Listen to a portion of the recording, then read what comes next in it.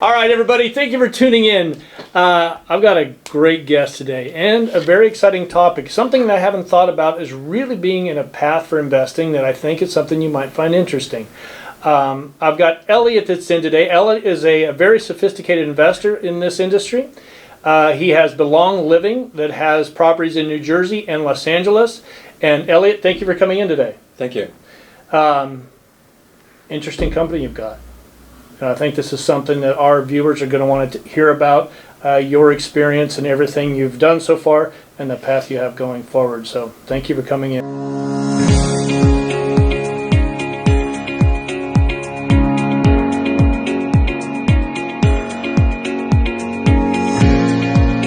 All right, thank you for tuning in today, folks. I've got a very interesting topic, something that I honestly hadn't thought about as an investment opportunity. I'm really more structured with investment sales in multifamily and or triple net sales or doing leases.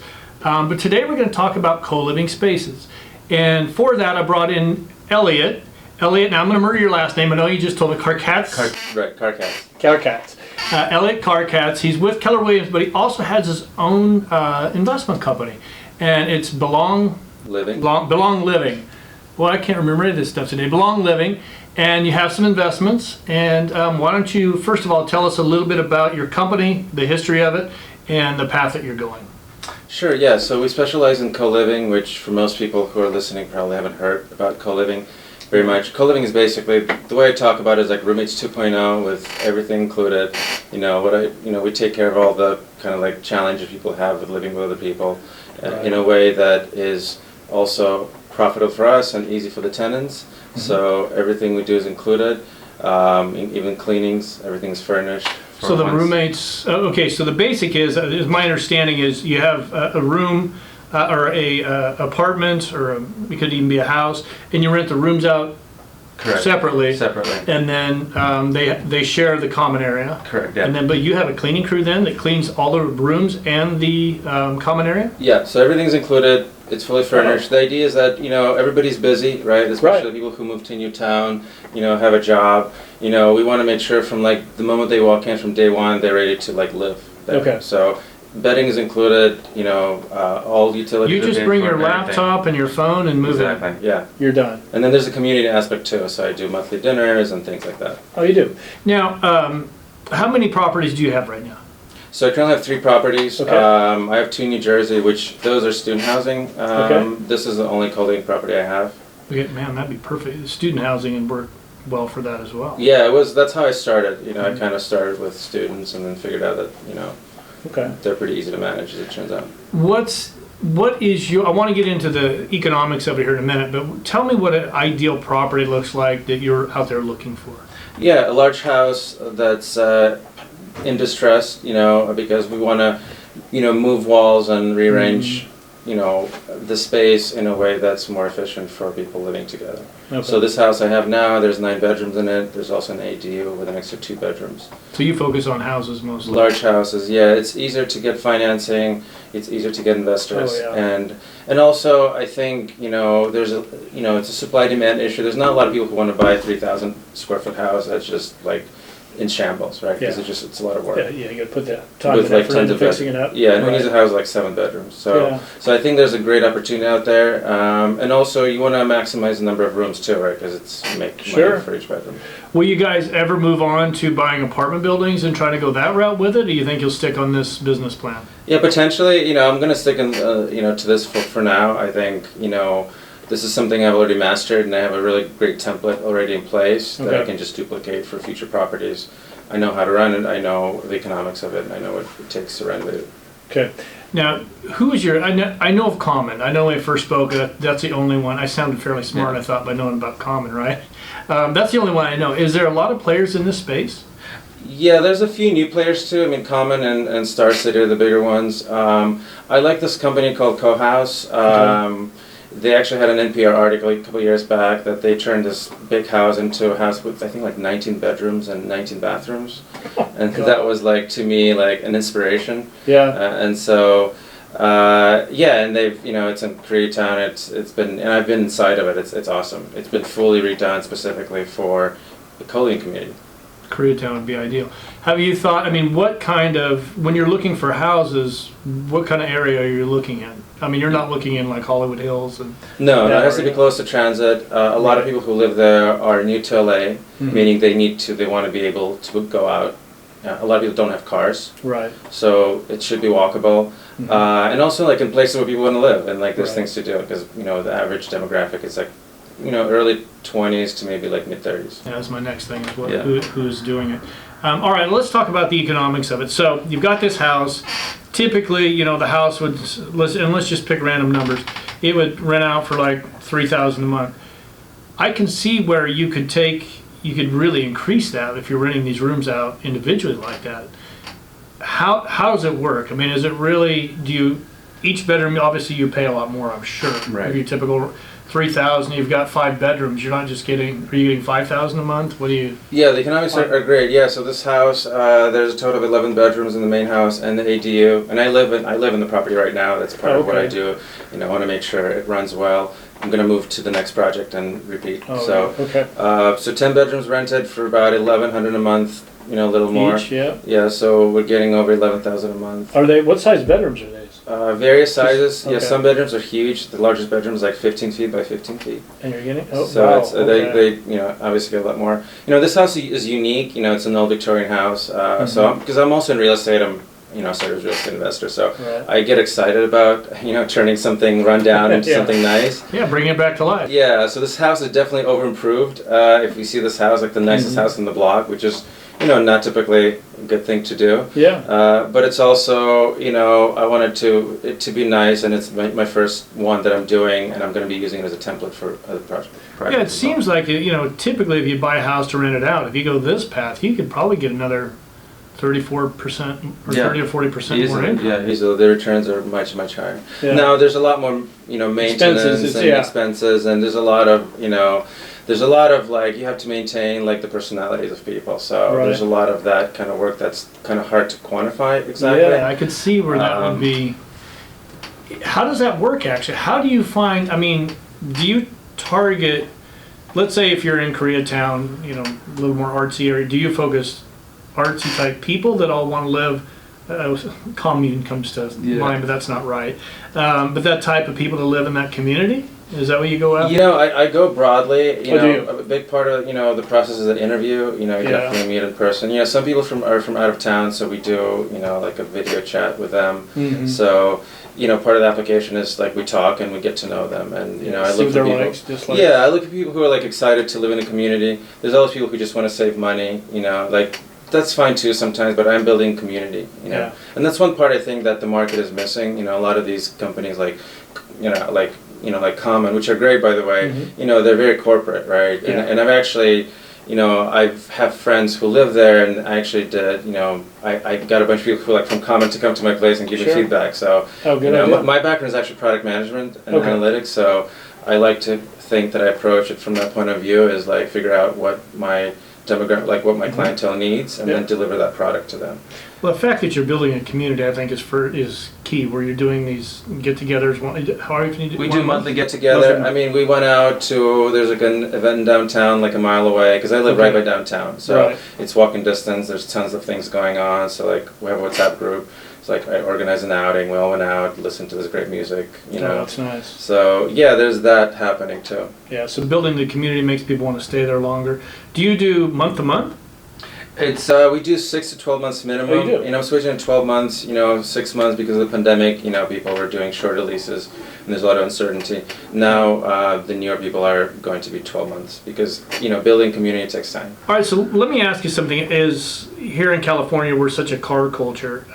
What do you do? Do you focus on people that don't have they don't have transportation? Or do you have a car they have to park on the street? What do you do with garages? Yeah, so we have 2 spots in the driveway. This area is great. There's plenty of street parking. There's also a bunch of public parking lots for about $120 a month. Okay. So parking is available. I'm far enough from downtown where there's parking, but close enough where you can walk downtown and to everything that's out there. Okay. So about a 10-minute walk to like right where everything is happening. Being centrally located is key. It's key. Yeah, that's really important. Now let me ask you this, because I just had a flashback when I had a roommate and he kept stealing my goddamn food. Yeah. How does that work?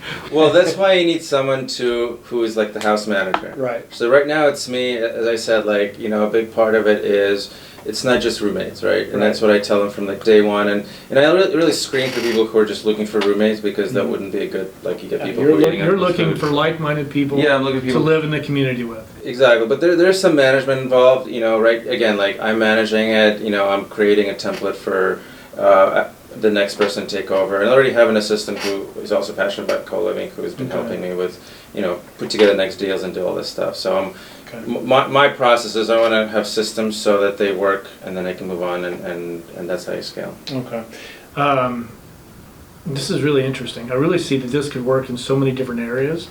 I mean, Hollywood would be great for it. Yeah, and where you're at in Koreatown, down by any of the colleges would be ideal for that. Absolutely. So it would really be, I could see that there'd be a really good investment path here.